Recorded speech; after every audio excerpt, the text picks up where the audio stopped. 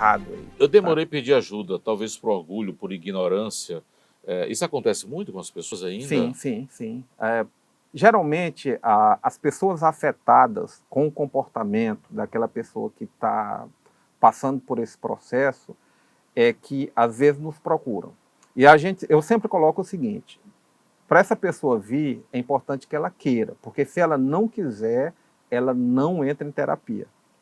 Eu concordo com você, porque Então, eu assim, tive dificuldade de aceitar. se você não entra, por isso é que a gente está acostumado também, é o seguinte, você vai uma sessão, se você não, é tipo paquera, se você não se encantar com a pessoa, você não volta, você não continua a paquera, você vai procurar uma outra pessoa, né? Então o terapeuta, ele já sabe disso aí, é preciso dar aquela liga, é preciso gerar uma relação de confiança, né?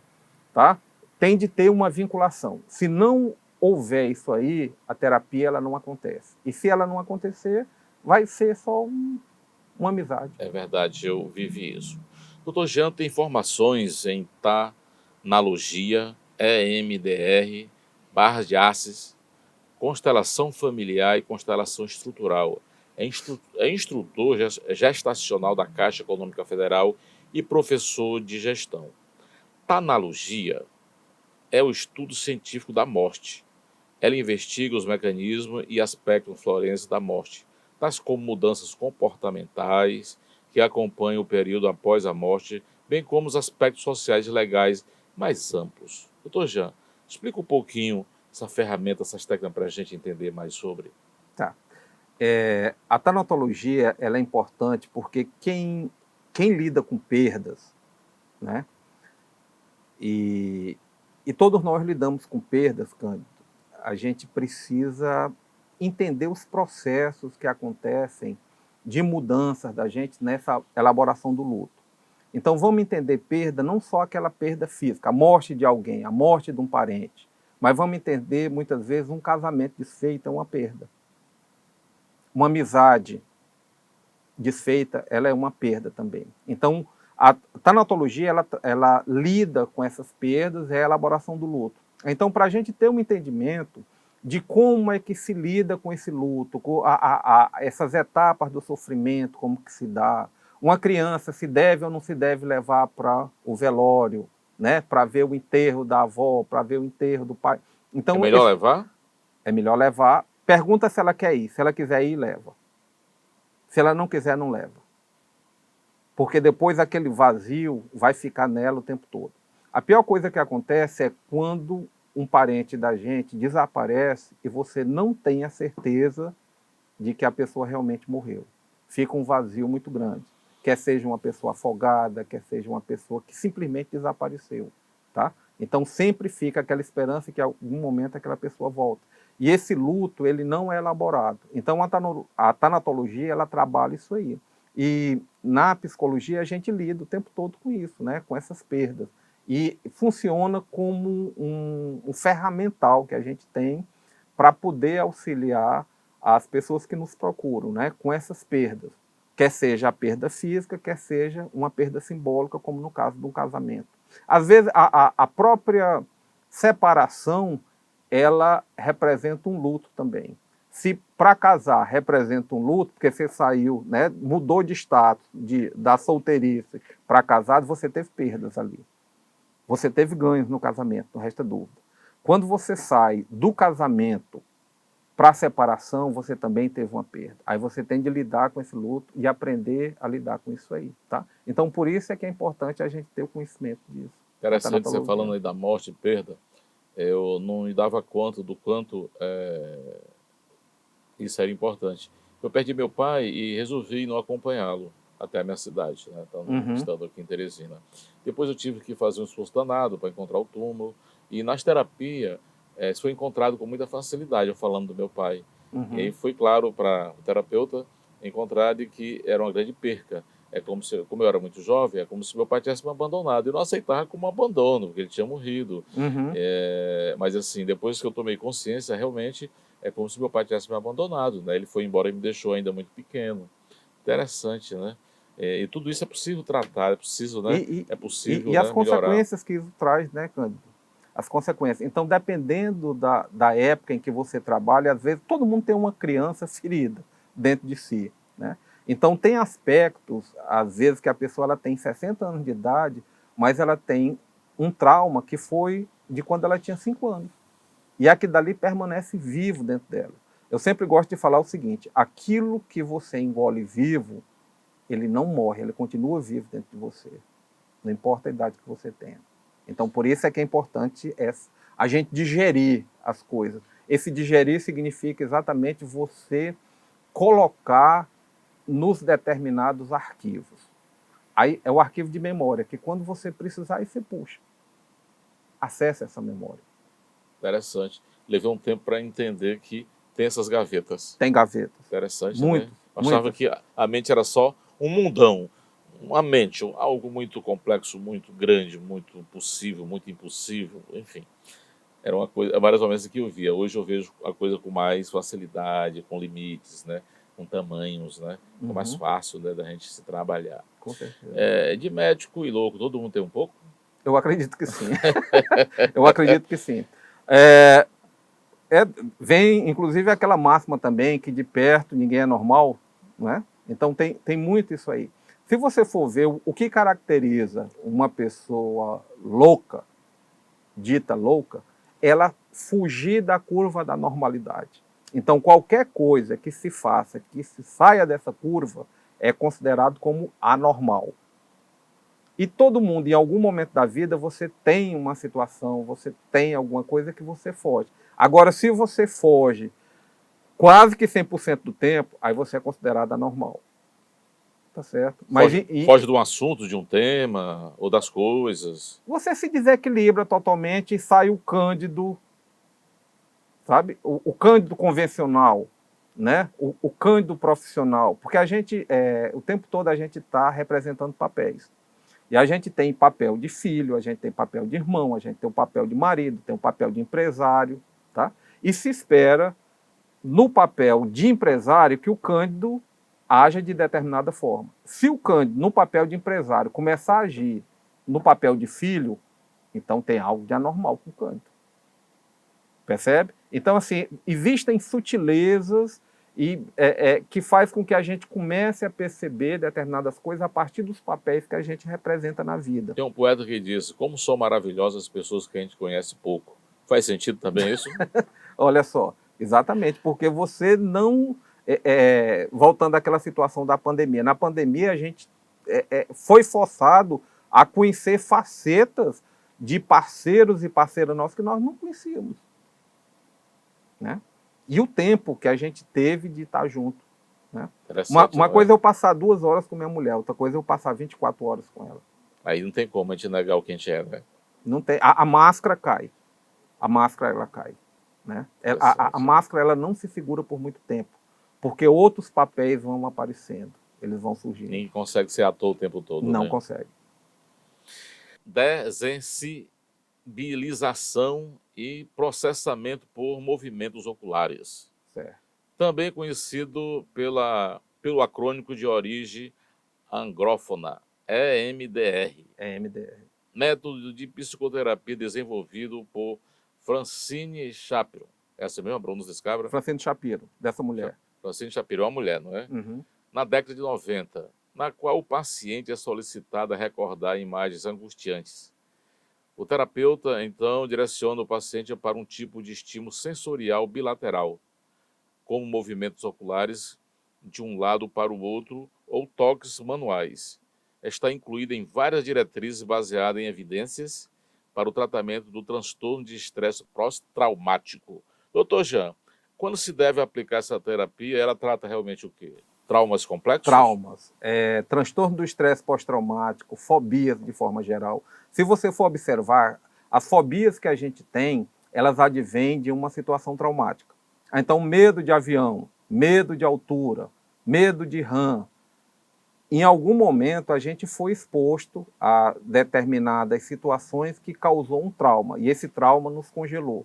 Então, quando você utiliza essa técnica, utilizada pela Francine Shapiro, né, que é a dessensibilização pelo movimento ocular, ou então os toques que você faz de uma forma bilateral, você consegue ativar o sistema nervoso parasimpático. E, consequentemente, a gente sabe que o simpático, ele te contrai, o parasimpático, ele relaxa.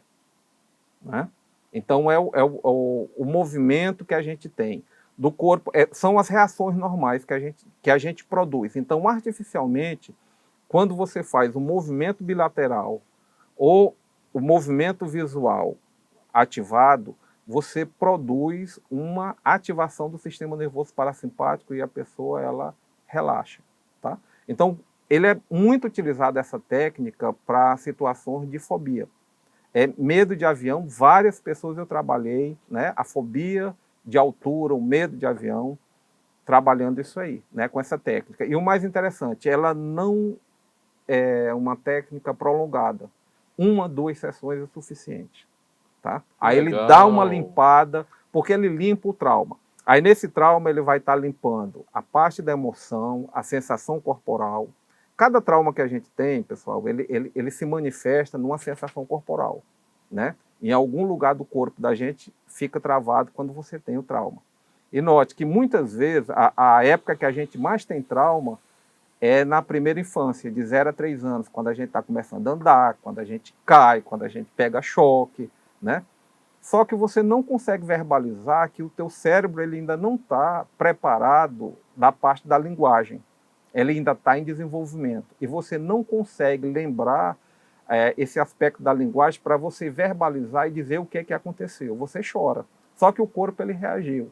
E quando ele reagiu, ele travou. E aquilo ele fica impresso no teu corpo para o resto da vida. Então, muito dos traumas advém desse primeiro momento. Tem uma brincadeirinha que a gente gosta de fazer com os filhos e com os sobrinhos, que é pegar e jogar para cima. E a gente curte quando a criança fica sem fôlego e reage, não é? Aquele medo que ela faz. Aqui dali você simplesmente pode estar provocando nela, causando nela, uma futura fobia de altura. Aí, então, de repente, você vai ver um adulto, né, com a grande dificuldade de viajar de avião, que muitas vezes vai comprometer até a vida profissional dele, porque ele não consegue se deslocar de um lado para o outro, porque é algo que é muito custoso para ele. Né? E advém de quê? De um trauma colocado por conta de um tio que se divertia jogando a criança para cima. Na piscina, por exemplo, no riacho, no rio. Tudo. Tá? Então, assim, são várias coisas que a gente tem que causam trauma, né? E esses traumas, eles terminam numa fobia. E essa técnica do MDR, ela trabalha muito bem isso aí.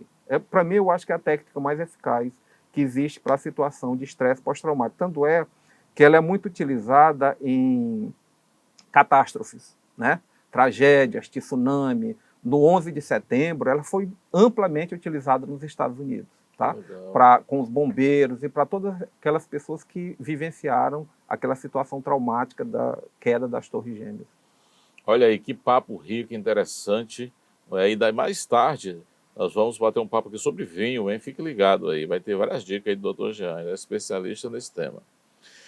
O Jean também é facilitador de barra de Access. Tá certa a pronúncia? Access. Uhum. Praticante e facilitador energético de Access. Uhum. Você já tinha ouvido falar nas barras de Access? Trata-se de uma ferramenta energética de expansão da consciência criada nos anos 90, viu? Pelo norte-americano Gary Douglas, fundador da Access. Hoje, a técnica está presente em 173 países e tem sido utilizada por mais de 30 mil pessoas nos últimos 25 anos, doutor Jean. Há 4 anos chegou por aqui e tem sido cada vez mais falada. Por gentileza, conta pra gente que hora usar essa ferramenta, o que ela trata mais especificamente. Tá. Principalmente em situações de ansiedade. Quando você... A barra de Access, esse nome, a primeira vez que ele me foi apresentado, eu tive um certo preconceito. Eu disse, não quero misturar as estações, não vou trabalhar com isso. Aí quando eu sou muito curioso, e eu fui dar uma pesquisada no nosso Google. Aí dessa pesquisa eu vi um vídeo, e comecei a pesquisar, vi depoimentos e terminei me inscrevendo no curso e fiz. O curso de um dia, são 8 horas. E assim, os benefícios dele, das barras que traz, porque na realidade você toca né? São 15 posições que você toca na cabeça da pessoa em 15 pontos diferentes. São 15 movimentos tocados em vários pontos. 3 minutos em cada ponto. Você não massageia, só toca, é o leve toque. Só que aquilo dali produz uma descarga de energia tão grande na pessoa que consegue restabelecer a homeostase dela, ou seja, consegue restabelecer o equilíbrio. Então, para quem tem dificuldade de dormir, problema de insônia, uma pessoa ansiosa, ele é muito bom. É uma coisa que eu super indico uma sessão de barras. E ela é muito mais relaxante do que uma sessão de massagem. Eu diria que 3 vezes mais relaxante do que a melhor massagem que você já fez, tá? E é simplesmente 45 minutos, em torno de 45 minutos, que é tocado em vários pontos da sua cabeça. E pronto, não se fala nada, você só deita numa maca ou num sofá e o terapeuta ele vai lá e opera, né? Faz esse trabalho, né? Das barras de Axis. Exatamente, porque quando ele toca, ele ativa barras energéticas cerebrais que promove toda essa situação de bem-estar. E algumas pessoas até questionam, mas isso não é acupressura? Isso não tem a ver com pontos de acupuntura? Não, não tem. Então é algo que quem não experimentou, eu acho que deveria experimentar pelo menos uma sessão de barras que não vai se arrepender. Muito bom. É muito caro? É o preço de uma sessão normal. Em média. Olha, ela é muito dada a pessoas que trabalham com terapias alternativas. Então varia de R$ 50 até 250. Então é algo que dá para você inserir no seu orçamento de vez em quando. Tá? Verdade. Se permitir, pelo menos experimentar. Eu acho que é interessante. Plano de saúde cobra essas terapias ou elas são todas particulares? São todas particulares. Tá? Embora algumas terapias elas são utilizadas pelo SUS, né? Uhum. São reconhecidas pelo SUS. Tipo qual, doutor? A acupuntura, a própria constelação, ela está sendo trabalhada, né? Então tem o reiki. Então são terapias energéticas, né? Que elas começam a ser inseridas no SUS como uma forma alternativa, uma vez assim, que elas não serão exclusivamente o tratamento, mas elas complementarão o tratamento convencional. Então, assim, qual é o mal que tem de você fazer uma massagem? Qual o mal que tem que você receber uma aplicação de barras, de você receber um reiki? Então, ele pode muito bem estar atrelado a uma terapia convencional, a uma psicoterapia, a um tratamento psiquiátrico, está atrelado a um tratamento médico normal. Então, é uma coisa que não vai inviabilizar. Muito bem.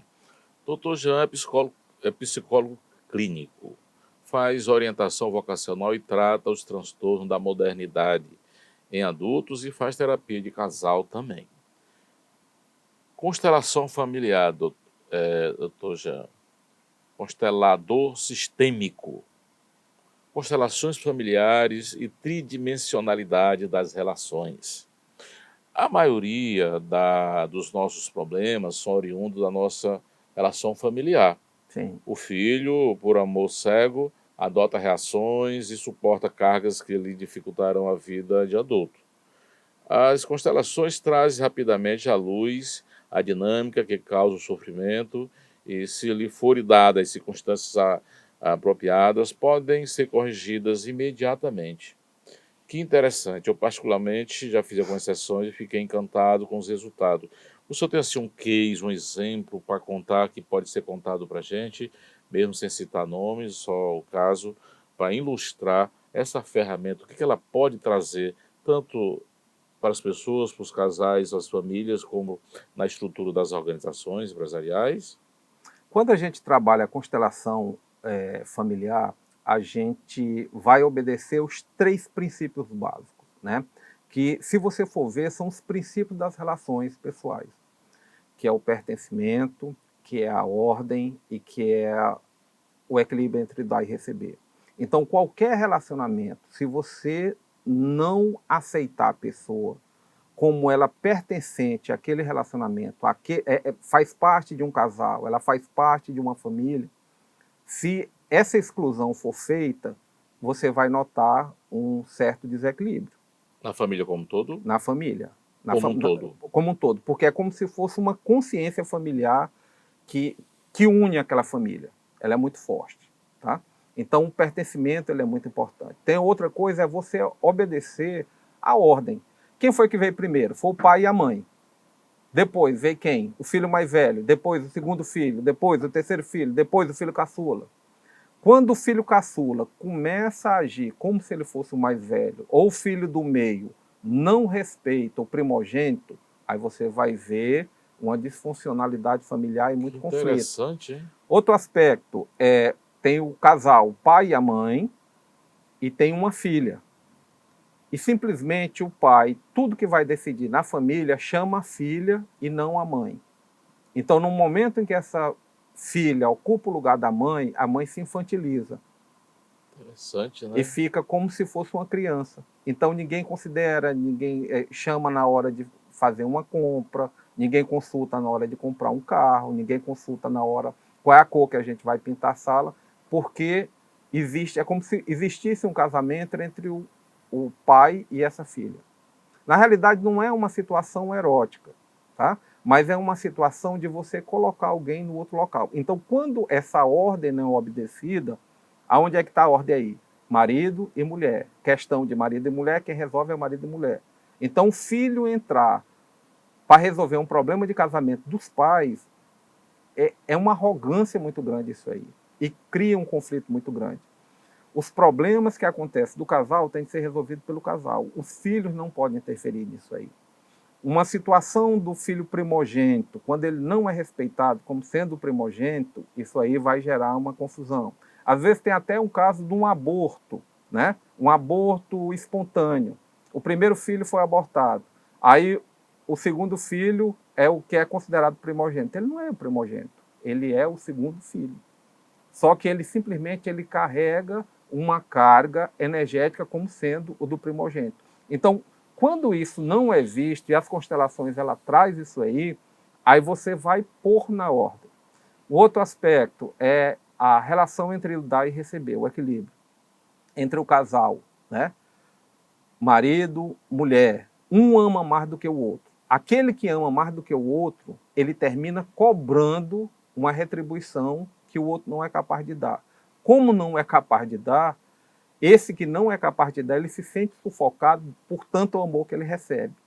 Então você já começa a ver o tanto de coisa que tem apenas desses 3 princípios básicos das constelações que a gente vai poder organizar.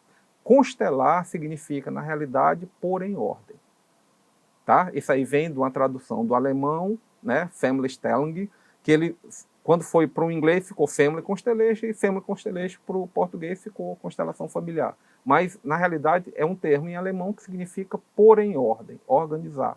Então, na família, você organiza dessa forma. Vai colocar em ordem, colocar quem pertence, entender quem é que foi excluído daquela família. Toda família ela tem um segredo, ela tem um tabu, ela tem uma coisa que envergonha ela, que foi cometido por um dos membros. E aquele membro que cometeu, ele foi excluído. E essa consciência familiar, ela simplesmente se ocupa de repetir esse processo num outro membro de uma outra geração. Então, por isso é que você vê numa família em que existe uma pessoa, casos de suicídio, vários casos de suicídio. Uma família onde existem casos de traição, vários casos de traição. Família onde existem casos de aborto, vários casos de aborto. Então, assim, são várias coisas que acontecem. Casos de assassinato, vários outros casos de assassinato. Tá?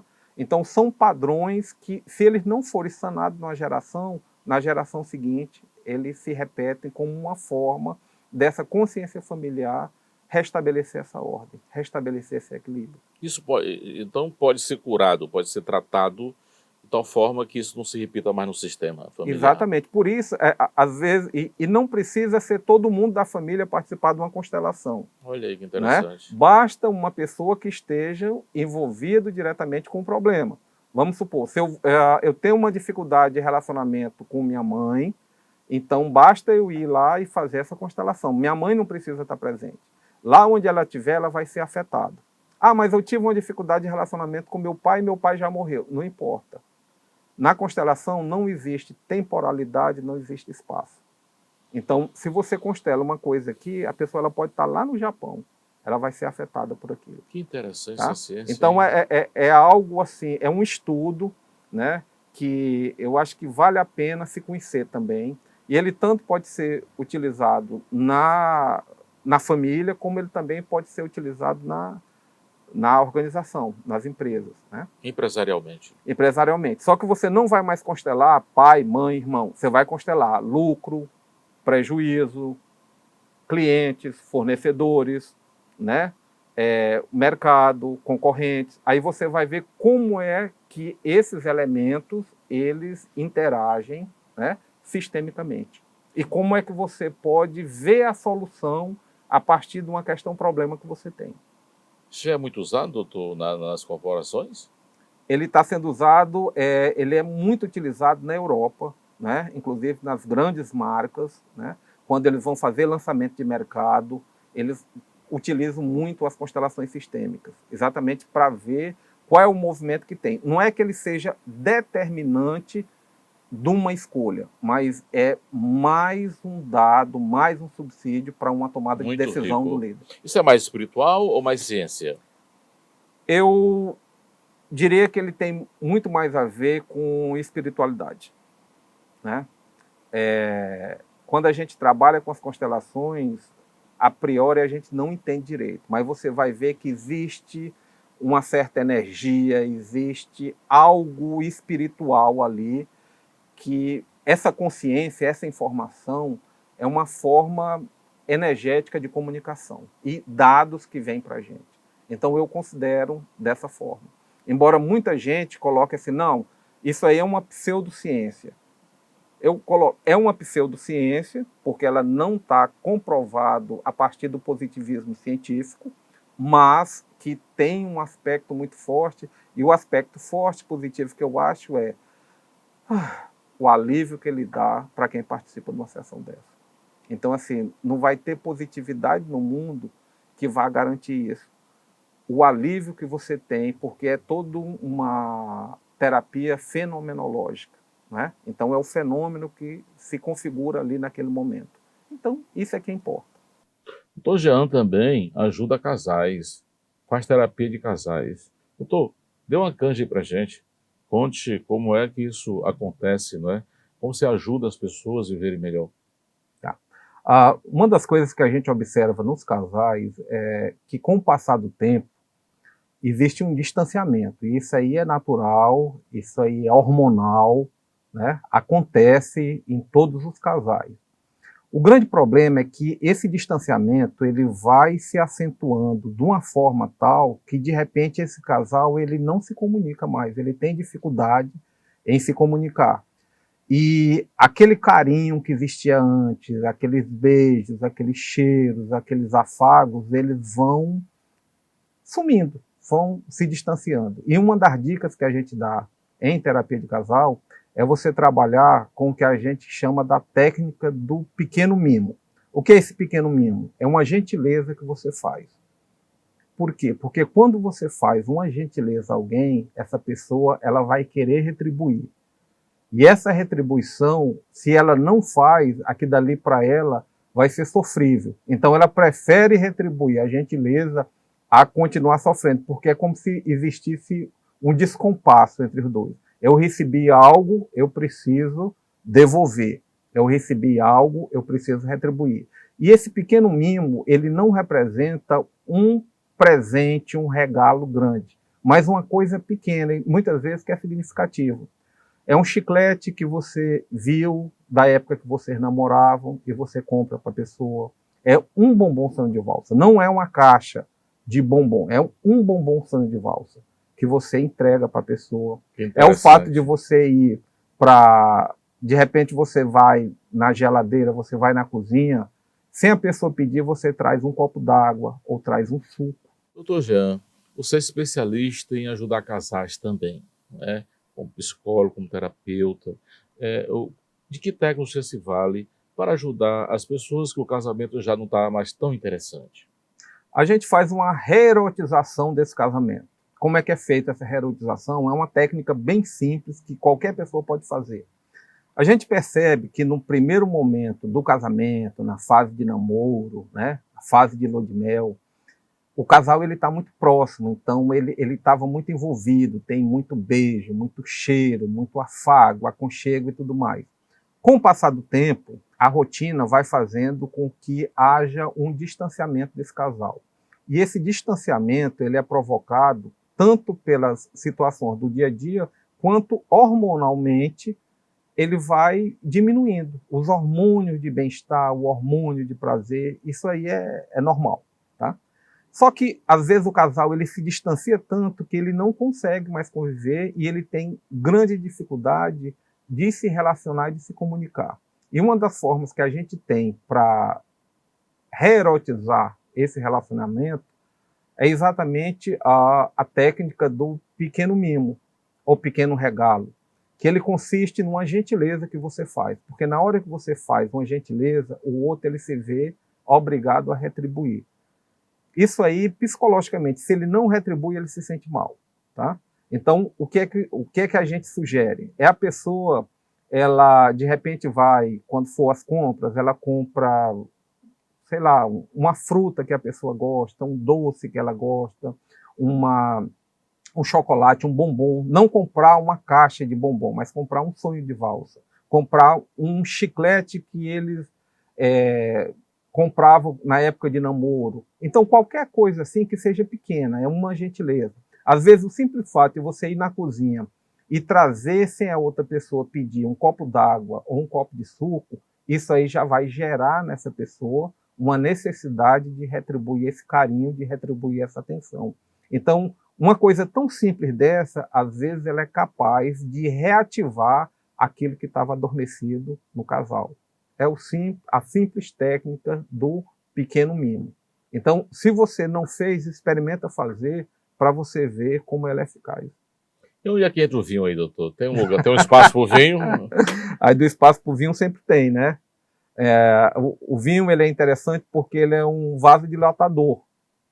E às vezes assim, você pode apimentar a relação tomando uma taça de vinho, né? Uma taça só?